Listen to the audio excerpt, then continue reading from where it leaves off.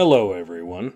I've talked about several different aspects of the horror genre. I've brought up 80s horror, black and white horror films, and even discussed particular episodes of Tales from the Crypt and Goosebumps. Yet, there has been a part of the horror aspect I've never really gone into further detail. That is, horror series in their entirety. I'm not referring to shows where each individual episode is a story in itself, like Tales from the Crypt, Goosebumps, Are You Afraid of the Dark, and Creepshow. I'm more focusing on a series that has an overarching narrative of horror.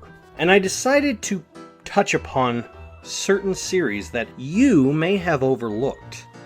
Now, like all countdown lists, I always put myself into a criteria. That way it makes it more challenging for me and more acceptable to you. So my criteria for this is each of these series have to have one individual closing story. So if it's a series where each season is one story, as long as the season is completed. And the other criteria is it has to be a horror style show. With that being said, these are 5 underrated horror TV shows. Number 5. Scream, the TV show. In the town of Lakewood, a string of murders has taken place. At the center of these murders is Emma Duval, a teenage girl who is somehow tied to the town's dark past. We discover more hidden secrets from the parents of the townsfolk, and only the young teenage kids can solve these mysteries before time runs out. What I like about this is it didn't try to verbatim copy the Scream movies. It did its own thing, it created its own entity. In fact, it even created its own mask, much to a lot of people's dismay. It legitimately threw me through a loop in certain parts where I thought it was going to go one way, but it turned around and did a different way. So the mystery element is still good enough to rewatch and go, oh, and find hidden elements, just like in the original Scream series. The one thing I really liked the most about it was I was legitimately shocked at how good it was for an MTV program. Yes, this was made by MTV and VH1. But it was actually given a huge budget. It had a lot of people working on it, including the original people who worked on Scream. In fact, Wes Craven was one of the writers for the program before he passed away. And you could tell that the love and the passion that he had within the narrative was good, up to season 2. But don't watch season 3. Season 3 is awful, terrible, has nothing to do with any of the other seasons, and shouldn't have existed in the first place. Number 4. Ash vs. Evil Dead. 30 years after the first 3 Evil Dead films, Ash Williams works as a simple stock boy at Value Stop with his friend Pablo and Kelly. Soon, darkness is thrust back upon Ash's life as the hellscape created by the Necronomicon is brought back, and this time with more power and more tricks. What made this show so good is it truly is a love letter to the fans of the original Evil Dead trilogy. Obviously, they took a lot of aspects from the original, added a lot from Bruce Campbell, and the actors are legitimately good. There's actually parts in the series that got me really grossed out and cringing and going, ugh. But there was also scenes that really got me laughing. It is really the ultimate kind of sequel to The Evil Dead, but it's also its own thing. And because of that, it feels more fresh and new, and they don't act like they just recasted Ash, or they just wanted to make a new thing and act like the original didn't happen. No, this is truly a passion project, and you could tell from beginning, middle, and end. Number 3. The Terror. In 1847, the crew of the Royal Naval Expedition are forced into an Arctic climate and suffer. What terrors lie beyond the corners? What could they be facing, and who can survive? I don't want to give away too much in the plot details because it's better to go into this series knowing nothing. The little you know, the better the story. Same thing with Season 2. Season 2, in my opinion, is actually a little better because it has the same closed-off, creepy setting element, but it has a great payoff for it. The entire plot of both seasons focus around a group of people in an enclosed and captured area dealing with an unknowable threat and trying to survive. Whereas in Season 1, it's an Arctic climate in 1847. In season 2, it's a bunch of Japanese people in an internment camp.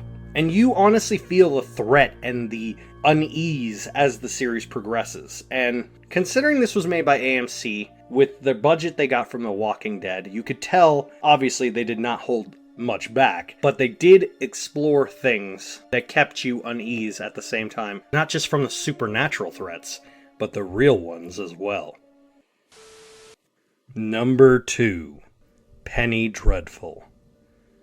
Malcolm Murray is an explorer, but not just of big game, of unknowable supernatural threats. With his mysterious helper, Vanessa Ives, they track down and try to stop this overwhelming, unknowable threat with familiar monsters along the way. The way this series takes the gothic elements of these very, very well-known characters in the public domain, like Dorian Gray, Frankenstein, monsters that you wouldn't really necessarily think, oh, this is scary, but are done in such a way that it's refreshing. It is new yet old at the same time. It does bring a Shakespearean element to it, but not in a heavy-handed way. This feels like something how you would expect them to be in the real world. And that's what I like so much about it, is it feels just so real and creepy and unnerving, but it's done in a way that it doesn't feel forced. Ava Green, as always, is fantastic and pretty much steals the show in almost every scene she's in. Timothy Dalton, Rory Kinnear, and so many other people that it just feels so good to rewatch this show, but it's so graphic and so dark that you kind of don't want it to keep going because of the gritty, disgusting nature of it, but you kind of have to watch it, much like our number 1 pick. And my number 1 pick, Mindhunter.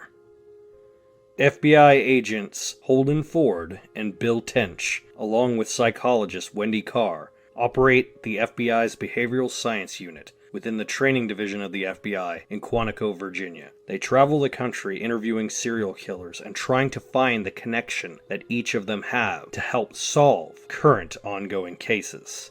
I think the creepiest thing about this show goes back to when I make lists like these. The scariest thing is always the realest thing. And the actors that got to play these serial killers really studied up on their homework. The man who plays Ed Kemper, the man who plays the son of Sam Killer, and so many others. Even though certain things were changed for dates and times, it doesn't feel unnatural. It feels gritty and real and dark and really messed up.